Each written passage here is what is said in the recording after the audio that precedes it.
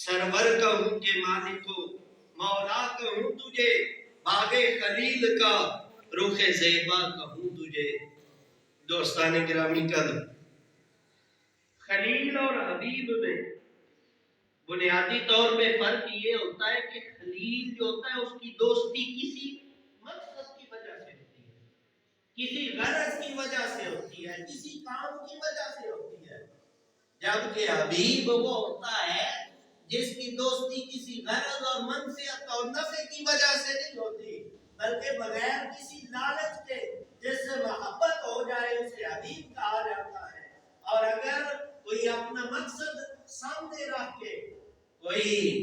نفع سامنے رکھ کے، کوئی اپنا کام سامنے رکھ کے اگر بندہ کسی کے ساتھ محبت کرتا ہے، کسی کو اپنے سینے سے لگاتا ہے تو وہ تو خلیل ہوتا ہے۔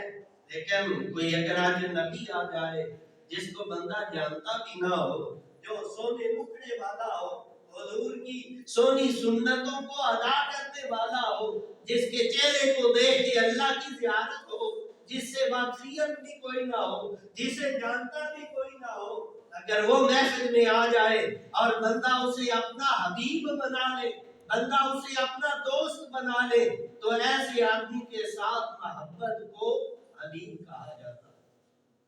دوستان گرامی کا اللہ تعالی نے اپنے پیارے محبوب صلی اللہ علیہ وآلہ وسلم کو یہ شان عطا فرمائی ہے۔ حضرت ابراہیم علیہ السلام کے بارے میں اللہ تعالیٰ ارشاد فرماتے ہیں وَكَذَلِكَ نُرِي إِبْرَاهِيمَ مَلَكُوتَ السَّمَاوَاتِ وَالْأَرْضِ لِتَكُونَ مِنَ الْمُوقِنِينَ کہ ہم نے حضرت ابراہیم علیہ السلام کو کائنات کے اندر جتنی چیزیں ہیں نا، ان ساری چیزوں کو کھول کے انہیں دکھایا۔ کیوں دکھایا؟ تاکہ حضرت ابراہیم علیہ السلام کا ایمان پختہ ہو جائے، ان کا یقین اور زیادہ کامل ہو جائے۔ لیکن جب اپنے پیارے محبوب کی باری آتی ہے،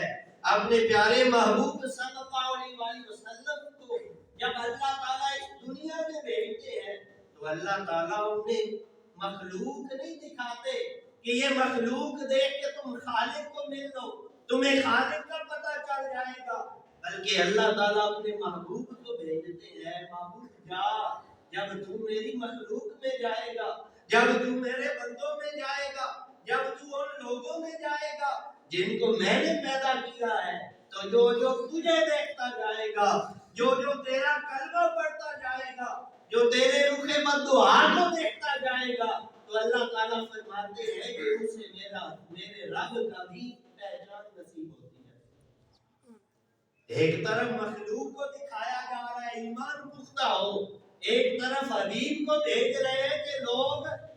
اللہ کے ایمان لے آئیں۔ یہ حضور رحمت عالم صلی اللہ علیہ وآلہ وسلم کی شان کریمہ ہے۔ طور اور معراج کے قصہ سے ہوتا ہے عیاں، طور اور معراج کے قصہ سے ہوتا ہے عیاں، اپنا جانا اور ہے ان